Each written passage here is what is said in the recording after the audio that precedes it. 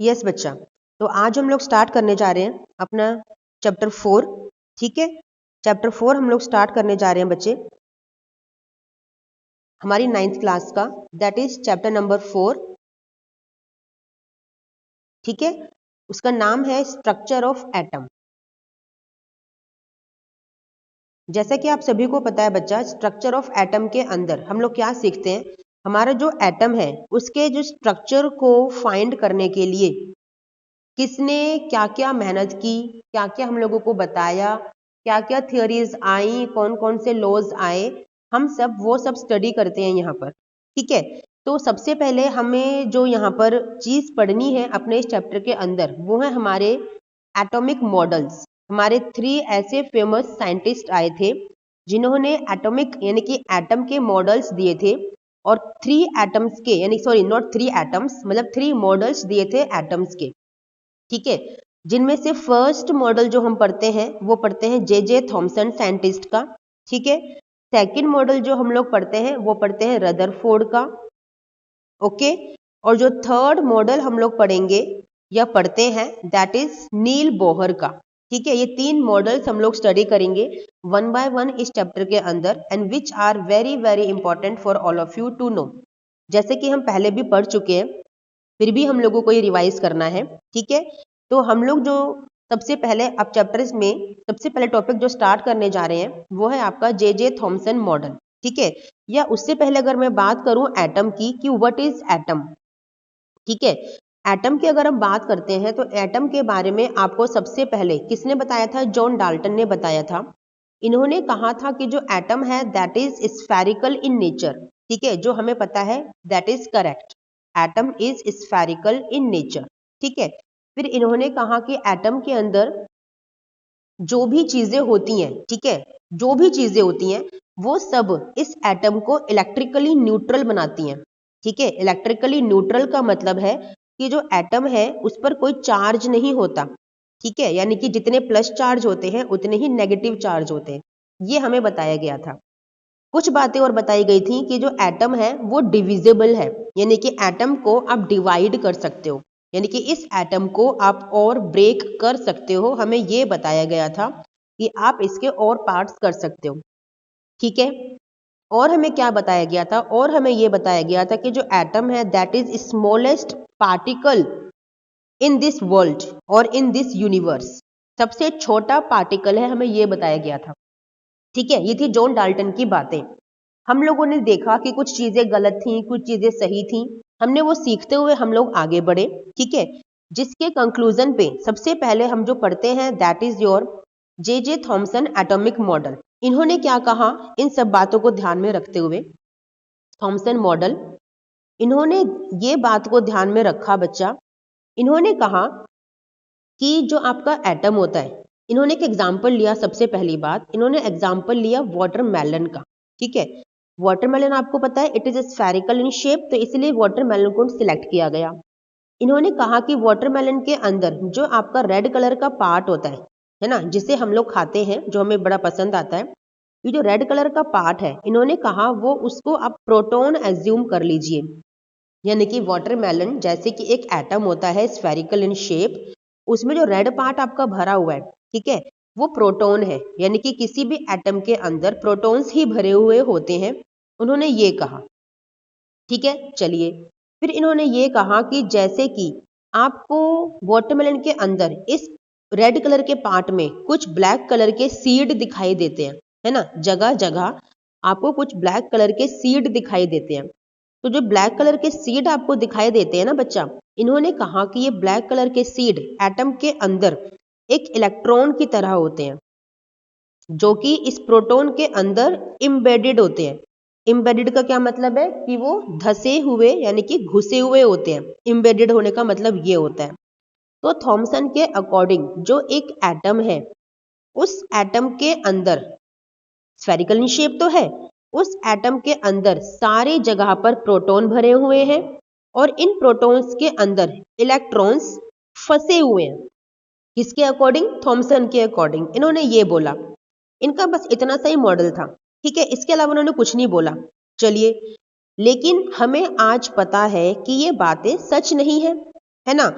इनके जो स्टूडेंट थे, जो हमारा सेकेंड एटॉमिक मॉडल है दैट इज रदरफोर्ड। हमारा सेकेंड एटॉमिक मॉडल क्या कहता है? Rutherford model. इन्होंने क्या किया था रदरफोर्ड ने? इन्होंने एक गोल्ड फॉइल ली थी, ठीक है, गोल्ड की फॉइल ली थी। गोल्ड फॉइल लेने का रीजन क्या था बच्चा? गोल्ड फॉइल लेने का रीजन था कि गोल्ड जो होता है that is malleable and ductile, ठीक है, वो मैलिएबल है और डक्टाइल है। मैलिएबल का मतलब क्या होता है कि आप उसे थिन शीट्स में कन्वर्ट कर सकते हो, किसे? मेटल को। और डक्टाइल का मतलब क्या होता है कि जो मेटल की शीट है ना, इसको आप वायर में कन्वर्ट कर सकते हो, बहुत लंबी लंबी और पतली पतली। तो ये दोनों ही खासियत के लिए जो गोल्ड है वो बहुत ही अच्छा एक मेटल है, यानी कि सबसे ज्यादा सबसे पतली इसकी थिन शीट आप बना सकते हो और बहुत ही लॉन्ग वायर भी क्रिएट कर सकते हो, ठीक है।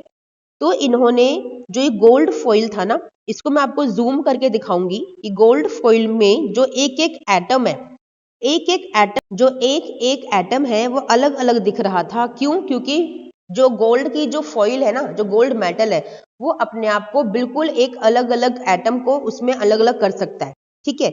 यहाँ पर एक चैम्बर लिया गया, उस चैम्बर में एक कुछ रेज भरी गई, ठीक है।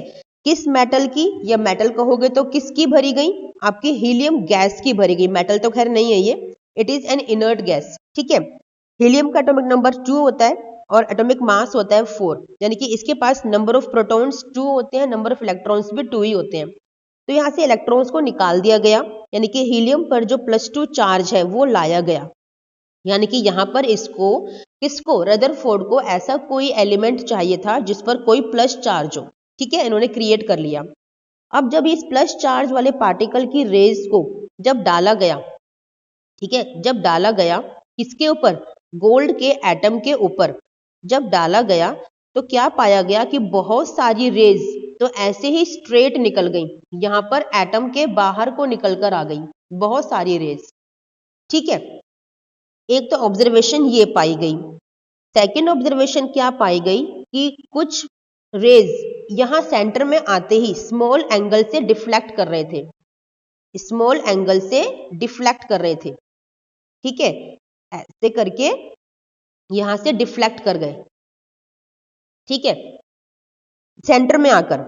और कुछ क्या पाया गया कि कुछ जो रेज थी वो रेज सेंटर में, मतलब एक रे सेंटर में आते ही जिस एंगल से आई थी उसी एंगल से वापस आ गई, यानी कि 180 डिग्री के एंगल से ही डिफ्लेक्ट बैक हो गई, ठीक है, बाउंस बैक हो गई।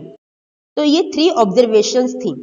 तो इन 3 ऑब्जर्वेशन से कंक्लूजन क्या निकला था बच्चा? कंक्लूजन ये निकला था कि most of the space in an atom is empty, जबकि इनके गुरु ने, इनके टीचर ने क्या कहा था कि पूरा का पूरा एटम प्रोटॉन से भरा हुआ है, जबकि ऐसा नहीं निकला। जो उन्होंने एक्सपेरिमेंट किया उसके अकॉर्डिंग क्या निकला कि मोस्ट ऑफ द स्पेस यानी कि एम्प्टी है, किसके अंदर? एटम के अंदर बहुत सारा स्पेस खाली है, ठीक है। दूसरा क्या रिजल्ट निकला, कंक्लूजन निकला कि जैसे ही सेंटर में कोई भी पार्टिकल आ रहा था इस रे का, तो वो कुछ छोटे से एंगल से अपनी जगह से डिफ्लेक्ट हो रहा था, मतलब मुड़ जा रहा था। इसका क्या रीजन था कि यहाँ सेंटर में ऐसा कुछ है, कि यहाँ सेंटर में ऐसा कुछ है जो इतना कॉन्सेंट्रेटेड है, यानी कि इतना हैवी है कि वो इस पार्टिकल को दूर फेंक रहा है, यानी कि रिपल्शन क्रिएट कर रहा है, यानी कि सेंटर में कुछ तो कॉन्सेंट्रेटेड मास प्रेजेंट है, ठीक है।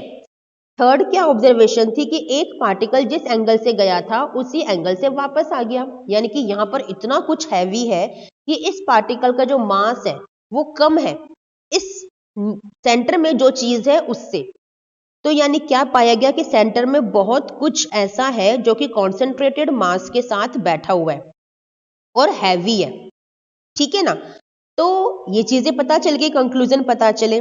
रिजल्ट क्या निकला हमारा कि सेंटर में ये जो एटम है ना, इसके सेंटर में प्रोटॉन्स हैं, यानी कि कोई पॉजिटिवली चार्ज्ड स्पीशी है, कोई प्रोटॉन है जिस पर पॉजिटिव चार्ज है, इसलिए इस पॉजिटिव चार्ज को रिपेल कर रहा है, इस पॉजिटिव चार्ज को रिपेल कर रहा है, ठीक है। क्योंकि जिस स्पीड से पार्टिकल गए थे उस स्पीड से उसकी ज्यादा स्पीड से बल्कि वापस से वो अपनी जगह से डिफ्लेक्ट हो गए बच्चा। ठीक है, क्योंकि सेंटर में ऐसा कुछ है जो उसको फेंक रहा है, दूर फेंक रहा है। क्यों फेंक रहा है? क्योंकि पॉजिटिव चार्ज है, रिपल्शन क्रिएट कर रहा है। अगर यहाँ नेगेटिव होता तो अट्रैक्शन करता और खींच लेता अपनी तरफ पार्टिकल को, क्योंकि प्लस का चार्ज अट्रैक्ट होता है नेगेटिव की तरफ। ठीक है, तो उसने क्या किया, उसको दूर फेंक दिया, रिपल्शन क्रिएट कर दिया। तो कंक्लूजन क्या निकला कि यहाँ पे प्रोटॉन रहते हैं, और प्रोटॉन कहाँ पे रहते हैं? न्यूक्लियस के अंदर रहते हैं। तो रदरफोर्ड किस डिस्कवरी के लिए रिस्पॉन्सिबल थे? न्यूक्लियस की डिस्कवरी के लिए रिस्पॉन्सिबल थे। और ये प्रोटॉन्स कहाँ रहते हैं? न्यूक्लियस के अंदर रहते हैं, ये रदरफोर्ड ने बताया था। तो ये था आपका पूरा रदरफोर्ड का मॉडल। ठीक है, इन्होंने एक चीज और कही थी कि इस न्यूक्लियस के अराउंड ना यहाँ पे इलेक्ट्रॉन्स घूमते हैं, लेकिन ये नहीं बता पाए थे कि जो इलेक्ट्रॉन्स घूम रहे हैं उस घूमने के लिए उनके पास एनर्जी कहाँ से आ रही है, ये वो बता ही नहीं पाए। अगर एनर्जी कहीं से आ रही है तो इट मीन्स ठीक है, फिर तो वो घूम रहे हैं, लेकिन वो बता ही नहीं पाए कि कहाँ से आ रही है। अब जब बता ही नहीं पाए कहाँ से आ रही है, तो इसका मतलब अगर एनर्जी कहीं से नहीं आ रही है तो ये तो इलेक्ट्रॉन इस प्रोटॉन के ऊपर न्यूक्लियस पे गिर जाना चाहिए, क्योंकि इलेक्ट्रॉन्स क्या होते हैं? इलेक्ट्रॉन्स तो आपके नेगेटिवली चार्ज होते हैं और प्रोटॉन्स आपके पॉजिटिवली चार्ज होते हैं, तो अट्रैक्शन की वजह से इलेक्ट्रॉन गिर जाने चाहिए। इलेक्ट्रॉन के गिरने का मतलब है कि एटम फट जाए, एटम ब्लास्ट हो जाए, यानी कि एटम अनस्टेबल है।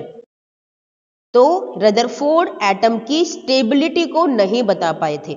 ये इनकी क्या है? इनकी ड्रॉबैक है, इनकी लिमिटेशन है कि रदरफोर्ड एटम की स्टेबिलिटी को नहीं बता पाए थे कि इलेक्ट्रॉन को एनर्जी कहां से आ रही है घूमने के लिए। ठीक है बच्चा, ये था आपका रदरफोर्ड का एटॉमिक मॉडल। ठीक है, दो मॉडल हम लोगों ने स्टडी कर लिए। इसके बाद है third atomic model, that is आपका बोहर यानी कि नील बोहर एटॉमिक मॉडल। ठीक है, उन्होंने बताया था कि जो इलेक्ट्रॉन न्यूक्लियस के चारों तरफ घूम रहा है, जो इलेक्ट्रॉन न्यूक्लियस के चारों तरफ घूम रहा है यहां पर, ठीक है, वो कहां रहता है, वो जगह बता पाए थे कि इलेक्ट्रॉन कहां रहता है। नील बोहर ने 4 शेल हम लोगों को दिए, यानी कि 4 जगह ऐसी बताई जहां पे इलेक्ट्रॉन रहता है किसी भी न्यूक्लियस के किसी भी एटम के अंदर और न्यूक्लियस के अराउंड। ठीक है, इन्होंने कहा कि जो न्यूक्लियस है, ये न्यूक्लियस है, इसके सबसे पास वाला जो शेल होता है दैट इज के शेल। इसके जो बाहर वाला शेल होता है वो एल, इसके बाहर वाला जो होता है वो एम, और इससे भी बाहर जो होता है वो होता है एन शेल। ठीक है, इन्होंने ये भी बताया कि जो के शेल होता है उसके अंदर रहते हैं आपके 2 इलेक्ट्रॉन्स, यानी कि सिर्फ 2 इलेक्ट्रॉन्स को फिल कर सकते हो आप। एल शेल में you can fill 8 electrons, in M shell you can fill 18 electrons and in N shell you can fill 32 electrons. ये ऐसा क्यों हुआ? क्योंकि आप देखो ना, न्यूक्लियस के पास से जब दूर जा रहे हो तो साइज इंक्रीज कर रहा है। जब साइज इंक्रीज करेगा तो इलेक्ट्रॉन्स की फिलिंग उतनी ही ज्यादा आप कर सकते हो। समझे बच्चा? ठीक है, अब देखिए हमारे पास बोहर ने एक फॉर्मूला दिया था हमें, दैट इज 2n²। ये किस लिए दिया था? ये इसलिए दिया था कि इसके आगे अगर फ्यूचर में कोई नंबर ऑफ शेल या कोई भी टाइप का शेल अगर डिस्कवर होता है, क्योंकि उस टाइम पे तो नहीं हुआ था, आज है बल्कि, तो इन्होंने फ्यूचर का सोचते हुए कहा था कि अगर कोई भी शेल डिस्कवर होते हैं तो आप पता कर सकते हो कि उस शेल में कितने इलेक्ट्रॉन रहते होंगे या कितने इलेक्ट्रॉन आ सकते हैं। कैसे पता कर सकते हो? इस फॉर्मूले से। इस n का मतलब क्या होता है? n का मतलब होता है नंबर ऑफ शेल। ठीक है, जैसे आपका k नंबर 1 का शेल है, L2 का, M3 का और N4 का। सपोज कीजिए आपको 4 वाले शेल का पता करना है, n वाले शेल का, कि कितने इलेक्ट्रॉन रहते हैं, तो क्या करोगे? n की जगह क्या भरोगे आप? 4, क्योंकि आपको 4 नंबर ऑफ शेल का पता करना है। तो 2 इंटू 4² यानी कि 2 इंटू 16, तो कितना आ गया? 32 इलेक्ट्रॉन्स। तो देखिए हमारे पास 32 इलेक्ट्रॉन्स किसी भी n शेल के अंदर रह सकते हैं। समझ में आया? तो ये था बोहर मॉडल। ठीक है, ये भी इजी था, सारे ही मॉडल बहुत इजी हैं, आपको आराम से समझ में आ गए होंगे। ठीक है, ये एटॉमिक मॉडल आपके खत्म होते हैं। इसके बाद इस चैप्टर के अंदर जो आपको पढ़ना है या जो पढ़ाया गया है आपको, वो क्या है? आपका एटॉमिक नंबर, जो आपको पहले भी मैंने बताया है। एटॉमिक नंबर क्या होता है? एटॉमिक नंबर बताता है किसी भी एटम के अंदर कितने नंबर ऑफ प्रोटॉन्स रहते हैं। ठीक है, कितने नंबर ऑफ प्रोटॉन्स रहते हैं किसी भी एटम के अंदर, वो उसका एटॉमिक नंबर होता है। फिर आपको पढ़ना है इसके अंदर एटॉमिक मास, जिसे हम मास नंबर भी कहते हैं। ठीक है, ये क्या बताता है हमें कि किसी भी एटम के अंदर, यानी कि इसका फॉर्मूला क्या होता है, किसी भी एटम के अंदर कितने नंबर ऑफ प्रोटॉन्स हैं प्लस कितने नंबर ऑफ न्यूट्रॉन्स हैं। न्यूट्रॉन्स क्या होते हैं, न्यूट्रल, जिन पर कोई चार्ज नहीं होता, ये भी न्यूक्लियस में रहते हैं प्रोटॉन के साथ। ठीक है, तो आप एटॉमिक मास से पता कर सकते हो कि किसी भी एटम के अंदर कितने number of protons and neutrons हैं। फॉर एन एग्जाम्पल, आपको दिया गया chlorine, atomic number 17, atomic mass is 35.5। ठीक है, आपको पता करना है कि कितने नंबर ऑफ प्रोटॉन्स हैं क्लोरीन के अंदर, तो जितना इसका एटॉमिक मास होता है उतने ही नंबर ऑफ प्रोटॉन्स होते हैं, यानी कि नंबर ऑफ प्रोटॉन कितने हो गए, 17 हो गए। अब आपको पता करना है कितने न्यूट्रॉन्स प्रेजेंट है, तो एटॉमिक मास तो आपको दे रखा है 35.5, लिखिए यहां पर, इक्वल टू कितने प्रोटॉन्स हैं, आपके पास प्रोटॉन्स है 17 plus number of neutrons, minus कर लीजिए 35.5 में से 17 को, जो भी आपका आंसर है उतने ही नंबर ऑफ न्यूट्रॉन्स यहाँ पे प्रेजेंट होंगे। तो it is very easy to find out. ठीक है, दो बातें आपको ये वाली पढ़नी थी यहाँ पे, atomic number and atomic mass. ठीक है, इसके बाद आपको यहाँ पर जो नेक्स्ट टॉपिक है that is isotopes and isobars. ठीक है, ये आपके लास्ट टॉपिक है इस चैप्टर के। ठीक है, आइसोटोप्स क्या होते हैं, जिनका एटॉमिक नंबर, यानी कि वो स्पीशीज जिनका एटॉमिक नंबर सेम होता है एंड एटॉमिक मास डिफरेंट होता है। ठीक है, फॉर एन एग्जांपल, आपके हाइड्रोजन के आइसोटोप्स, आपके हाइड्रोजन के तीन आइसोटोप्स होते हैं। ठीक है, आपके हाइड्रोजन के 3 आइसोटोप्स होते हैं जिनके एटॉमिक नंबर डिफरेंट होते हैं, 1, 2 एंड 3। ठीक है, सॉरी, एटॉमिक नंबर सेम होते हैं बच्चा, 1, 1, 1। ठीक है, इनके एटॉमिक मास डिफरेंट होता है, दैट इज 1, 2 एंड 3। ये आपके आइसोटोप्स हो गए जिनका एटॉमिक नंबर सेम है, एटॉमिक मास डिफरेंट है। ठीक है बच्चा, आइसोबार्स क्या होते हैं, इसके रिवर्स होता है, जिनका एटॉमिक नंबर डिफरेंट होता है।